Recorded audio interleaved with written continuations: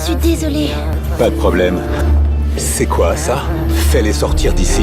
Elles dérangent nos clients. Ce n'est pas vrai. Soit tu les mets dehors, ou c'est toi que je mets dehors. Jaden n'a pas d'autre choix que de faire ce que le manager lui ordonne. Il explique à Annie que toutes les tables du restaurant sont déjà réservées. Mais Annie lui répond qu'elle a réservé sa place depuis la semaine dernière.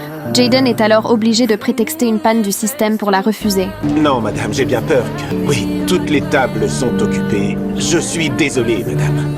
Annie n'a plus qu'à accepter la situation. Mais quand elle l'annonce à sa fille, la petite, elle ne se met pas à pleurer ni à faire une scène comme le feraient la plupart des enfants. Cette réaction touche Jaden en plein cœur. Alors, profitant du moment où le manager s'éloigne, il les rappelle aussitôt. C'est incroyable. Ils viennent d'annuler la réservation. T'as entendu ça?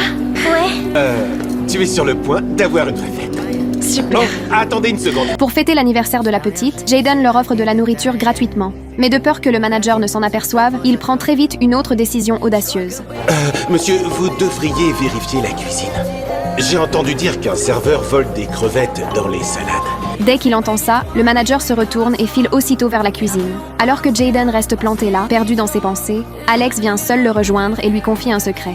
Je lui ai menti. Personne ne viendra à ma fête d'anniversaire. Personne ne veut être mon ami parce que je suis...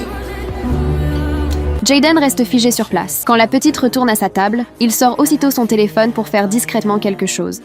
Est-ce que c'est la fête d'anniversaire pour la plus cool des Harry Potter? Moi, c'est Mia et voici notre fille Terence. Qu'est-ce qu'un anniversaire sans cadeau, n'est-ce pas?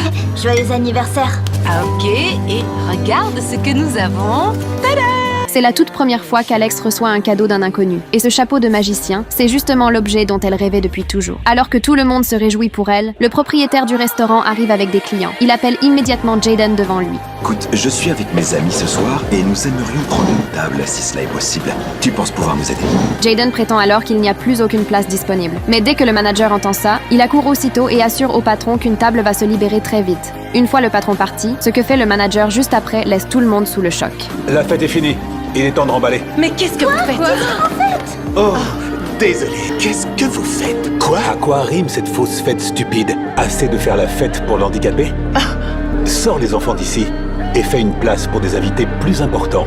Mais le manager est encore loin de se douter que le danger approche déjà en silence. Alors qu'il continue encore à menacer Jaden, la scène qui suit le terrifie instantanément. Je pense qu'aujourd'hui est ton dernier jour de travail. C'est le pire service client que j'ai vu de toute ma vie. Cette fille a une fête d'anniversaire ce soir. Pour qui tu te prends pour te permettre d'interférer dans sa fête d'anniversaire?